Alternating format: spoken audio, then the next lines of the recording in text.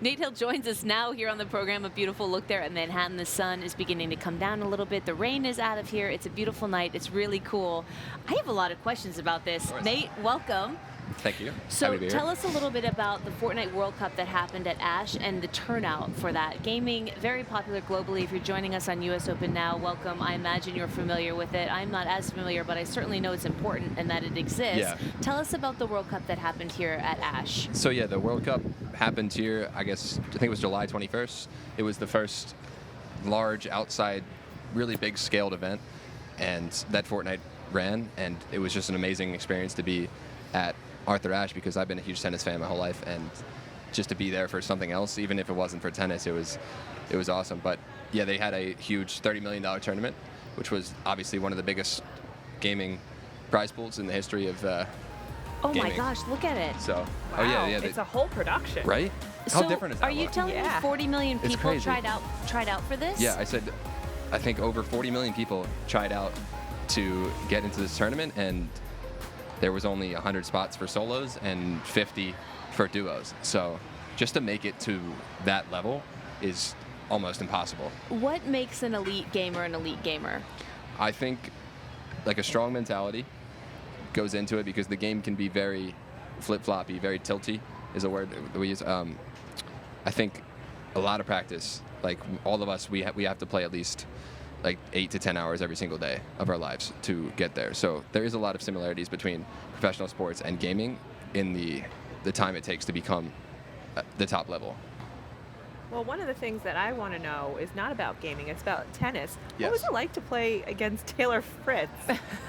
Okay, you mean gaming? Gaming. Yeah, gaming. Because I was like, I don't think I've No, played tennis gaming. against him. No, but He it's- would have it's- stomped me. It's cool, though. Right, it is very cool. Yeah. To meet all these pro athletes and stuff. Like Fortnite has brought so many pro athletes into the gaming scene as well. Like he knew who I was, which is so weird. Right, isn't that so cool? It is. It's super cool that these professional athletes recognize us as competitors. Yeah. Why do you think it has the appeal that it does? I mean, like you mentioned, there are so many athletes who love Right. to game. They like to take themselves out of whatever they have to focus their mental and physical attention on. Sure. What is the draw? I think all of us have free time that they find kind of hard to fill, and I don't know, the draw with this game in general, I think it was the first ever game to allow cross-platform, which means PlayStation, Xbox, and PC players can all play together. So it was like sometimes you would grow up with friends who would play on different platforms, and then you could never play with them because they had different systems. So this game kind of allowed everybody to play with each other. Well, That's huge. Yeah, it was it's massive. So Yeah, that's huge. massive. Yeah. Well, I think also another thing that's interesting is that you're a gamer, but you've become a celebrity It's weird. because you're a gamer. This is Right. wild. This It's is just so like wild. this whole Super thing weird. is this whole thing's Because I tried to be crazy. a celebrity before I was gaming, so I kind of went backwards. Like, Because I know the guys in our control room are going gaga right now because they're seeing you. Are you guys fangirling They're in there? fanning out right now. But how does that make you feel that people see you as a celebrity? I don't know. I don't feel like a celebrity because I'm obviously just a gamer. Like, I do other stuff as well, but yeah, I don't know. Is there something It's about super like cool. is there something about just like connectivity too, that no matter who you are or where you come from, that you can kind of find this community where you fit if maybe you don't fit anywhere Sure, else? that's a great point. Yeah, especially because me and a lot of the other pros that play the game are streaming every single day, so we kind of put ourselves out there and allow for people to connect with us and become part of our community and kind of like become friends with us in a way. So you're a pro gamer. What about the pro athletes who are here playing tennis? Who do you like? Who do you follow? Do you have a member of the big three that you root for on the men's Remember the side? big three, obviously. I mean, it's Federer. It's been out since I was a kid. I don't know. He's just, I just love the way he handles himself, carries himself, and just the way he plays is amazing. And I think the girls' side, I'm a Halep fan. Oh yeah. Yeah. Cool. Like her a lot as well. Yeah. Unfortunately, had an early exit from the Unfortunately, tournament, yeah. I wish I could've seen her. but still, plenty of women to root for. I mean, Sure. Serena Williams at the very top of the list. But do you Yeah. like the fact that there's a couple of underdogs or lesser-known players who are in the mix on the women's I think side? it's really cool, yeah. There's a lot of underdogs on the women's side and on the men's side as well, because obviously the big Joker had an unfortunate exit. Fed lost somehow yesterday. It was really sad, but yeah, it's cool to see some underdogs. What coming is up. your experience on the U.S. Open grounds? Do you enjoy some of the food? Where do you go? So I like the honeydews. Everyone loves the I know. honeydews. I've had it Honeydews. before. It was, Now, it was frozen. so tasty. Are you a frozen guy? Or No, you're I gonna go never regular? had tried the frozen one. Okay. Is that yeah. the wave? I haven't. It I is the haven't wave. tried the it. It's very good. Okay. Is it the wave? Is that is that what gamers say? I guess. I'm It's- making it it's the the wave, wave and he's thing. saying it is. It's not even cool enough to No, be like I'm pretty in old for a Nate's gamer, vicinity. so like I don't you know. are? Maybe, Are yeah. you? How It's old are you? I'm 25. And that's old. Is that old for Okay, a I'm gonna gamer? go ahead and The mix average it. age was 16 for the tournament. I'm a dinosaur then. Whoa. I'm not allowed to be gaming. So, but I think that's part of it too, right? Is that like parents are trying to navigate this new wave of gaming where their kids want to play Yeah. and they want to play young, and they also realize that it is a potentially And now it's lucrative lucrative, yeah. experience. So where do you? I mean, I hate to take it back to gaming because I know you're such a huge tennis fan, but I think the world is kind of fascinated by what you're doing and where this is going.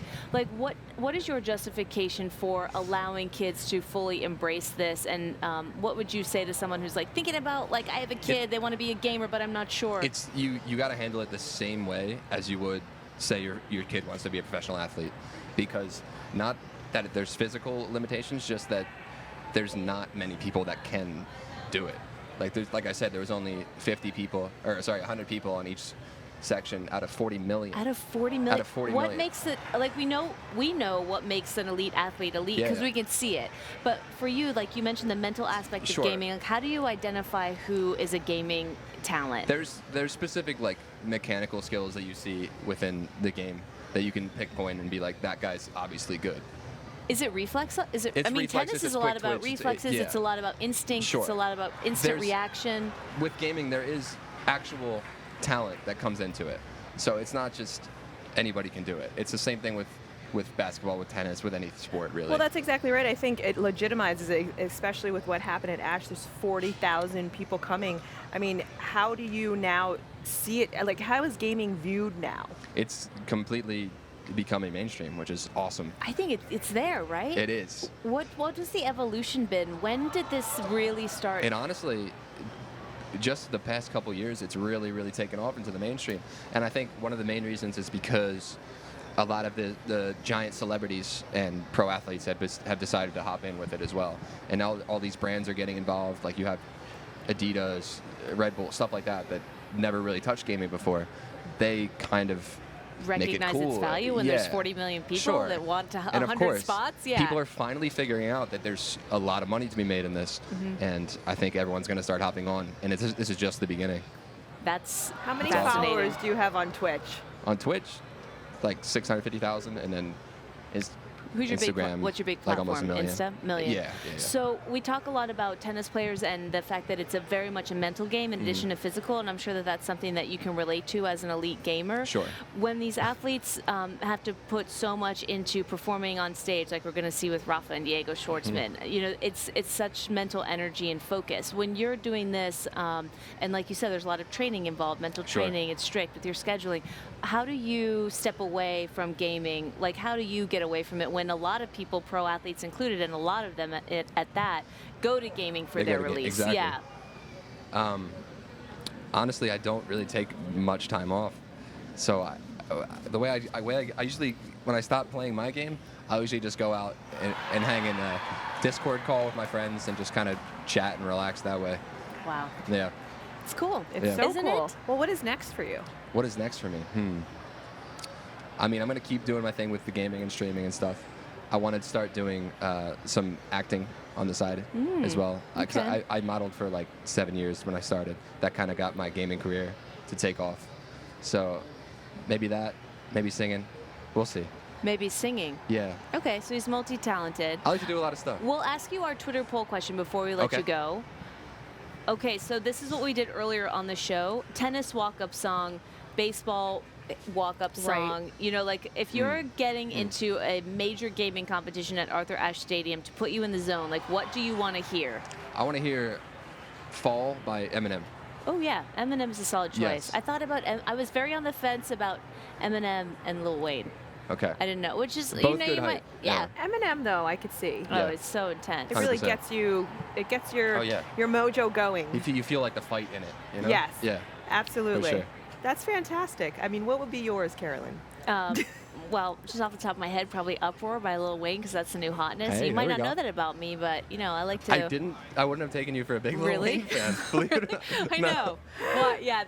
We had our host earlier on, and I think they pegged her for a country fan, and she was like, no. She was a Bon Jovi fan, which Fair was enough. also unexpected. But you just don't judge a book by its Very cover, true. Nate Ryan, and that's That's why what we learned we're today. not judging Nate Ryan by his cover either. Thanks so much for being with us. We'll let you get in Thank there. you. It's getting crazy over at Ash, so we'll Appreciate let you go. it. Thank you for having me. Fascinating insight Yeah. on gaming and where it's at. Truly. Really, really popular. 40 million people trying out for the Fortnite World Cup that took place at Arthur Ashe in late July. Michelle, that just kind of blows my mind. And we've seen gaming kind of continue to evolve, but to have Nate here is fantastic to really legitimize it, shine a light on it, and help people who may not be familiar with it, like figure out what is going on. Well, also, I think, as you said, it legitimizes gaming. I think with all this production and with all the different types of branding that is surrounding gaming, I think it's wonderful that now parents are not just saying, hey, you're allowed to play video games or not. You can be a gamer, and it could be a legitimate thing, and it could be a big thing. That place right there, housing a Fortnite competition, Arthur Ashe Stadium. I don't know if we ever thought that we would see it.